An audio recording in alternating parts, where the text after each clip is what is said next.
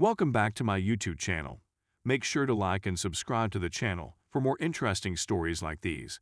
Now, let's get into today's story video. My little sister's 18 female best friend, 18 female, came on to me during a sleepover and we had. She wants to date me, 20 male. My younger sister has known her best buddy for around 7 years. Her buddy used to despise me, but as we grew older, I believe she developed feelings for me.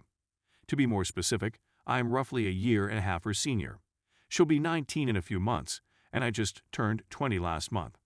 As we grew older, her buddy drew more close to me, and we became friends.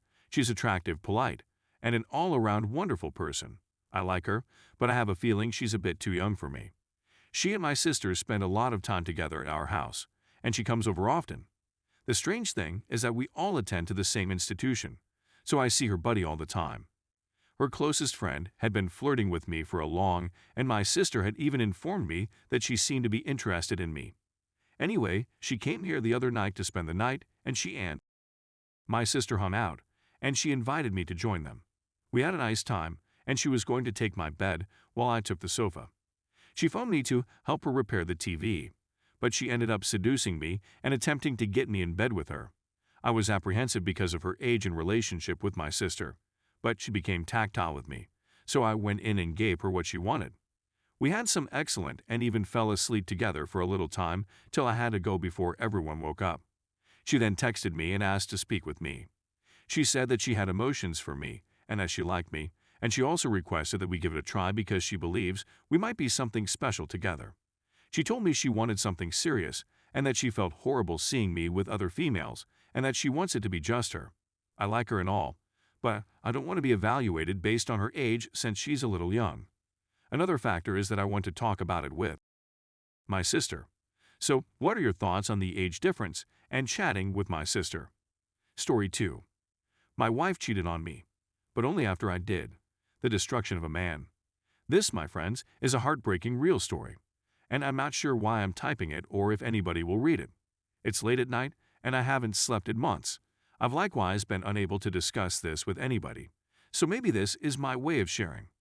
To begin the tale, we must go back to July/August of 2015. My wife and I had relocated because I had enlisted in the Army. She'd never been away from her family before, and I imagined she felt lonely. She obtained a job and acquired some new pals. I was pleased for her, but it turned out to be our undoing. Every day she and Amy, not the girl's true name, spent together. Amy introduced her to drugs, which shattered our marriage. During this period, my wife seldom spent time with me or spoke to me much. She would shout at me in front of her buddy, and her companion would even berate me. This is when I made the fatal error. I went online and met a woman we'll name Bianca. Bianca was lovely, and clever. I hadn't made any friends in my unit, so it was wonderful to have someone to chat to who didn't seem to dislike the sight of me. I met Bianca around 2 weeks after we started talking online, and we slept together. My wife found out and was much more devastated than I had anticipated. It broke my heart to watch her weep. We agreed we needed some space, so she returned home for a week to be with her family. I expected her to spend this time to reflect on our marriage. As most of you would expect, she slept with someone else right away. They would meet almost every day, use pot, drink, and sleep together. After she returned, she lied about the romance for approximately a month. She continued changing her mind about it, telling me one day that they had slept together and the next that they hadn't, and that she had just told me that she had slept with him to make me upset and punish me for my transgression. My wife came home, and instead of therapy or even just sitting down and talking, she resumed berating me every day and spending her time with Amy. Amy was able to summon my wife away from me at any time of day or night for any excuse. It made me terribly envious, but I did not abandon the marriage. I'm handing up all of my passwords to everything.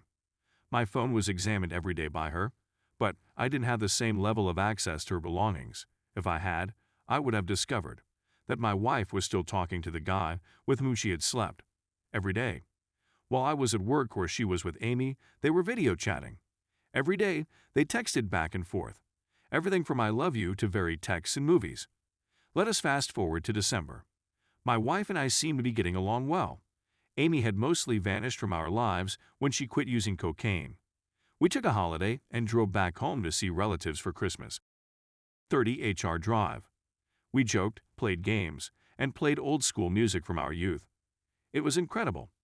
We agreed that she would keep the automobile and remain with her parents, while I would stay with mine. We are not wealthy and are still relatively young. My wife then went to see her friend Ashley, and guess what? They walked over to the man's place and smoked, drank, and even made out with each other to amuse the guy and his pals. Her and the man had once more. My wife and I went on a date the following day, and we spent Christmas Eve with my family. It was fantastic, and I had a terrific time. Apparently, once we returned home, she and the man, I'll give him a name, Charles, lost touch, but she had found a new passion back home, Matthew. Matthew is a much older guy. My wife is 20, he is 40. Matthew and my wife met on a dating website where she was sending naked pictures to anybody who messaged her. Matthew and my wife had met twice, one of which she had stayed the night. Her and Amy devised a scheme to fool me into thinking my wife was spending the night at Amy's. I noticed my wife's attitude had altered and she appeared pretty off a week after she spent the night at Matthew's. She suffers from bipolar disease. I asked her what was wrong one day when I came home to get something for work, and she informed me she slept with Charles again while we were home in December, and she recently slept with Matthew. I was heartbroken, but I had to go to work. About 20 minutes later, I received a call from my wife's workplace stating that she had not arrived for work. I contacted her, but she did not answer. I eventually called our neighbors, who went to check on my wife. I got a call back indicating that my wife had requested to be sent to the emergency department. She was suicidal, didn't seem to be reacting, and seemed distant. I hurried to the emergency department and stayed in silence with her for 5 hours before she was admitted to the hospital's mental unit on the base, where I work. I visited her in the mental unit every day, sitting with her for hours. She rejected the meds and was experiencing severe auditory hallucinations. Her marijuana and cocaine usage, according to the psychiatrist, exacerbated her bipolar condition. Furthermore, the last psychiatrist she saw gave her medicine, which exacerbated her bipolar disease. Instead of a mood stabilizer, they gave her an antidepressant. She was sent to a civilian hospital since she was a citizen at a military hospital and denied care. I couldn't see her as often as I used to, but I did go to see her and cuddle her. Of course, we couldn't discuss about her adultery or decide if we should be together at this period.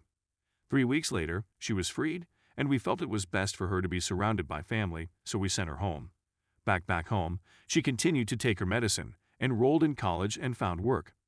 We don't communicate much because, well, I was upset and didn't know whether I wanted to be with her. She stated she was done with cheating and apologized. In May of 2016, she came to see me for a week. It went better than I expected. We chatted, and she admitted that she hadn't spoken to Charles at all. I trusted her and conducted some study on bipolar infidelity before deciding to forgive her and attempt to heal our relationship.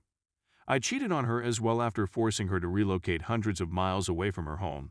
I'm not one to blindly believe, so I decided to go into her Facebook and discover that she has looked up Charles around 3-4 times a week since she came back home, but there have been no communications between them on Facebook. I decided to access my Verizon account and see who she'd been messaging. In April, I noticed she had contacted Charles multiple times. They texted and spoke on the phone for hours.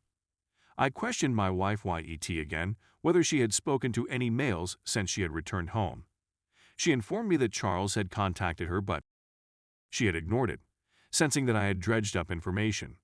Needless to say, when I probed her, her tale shifted and unraveled. She claims she eventually called him to get marijuana and ended up smoking with him. She claims they never had and that she only saw him once.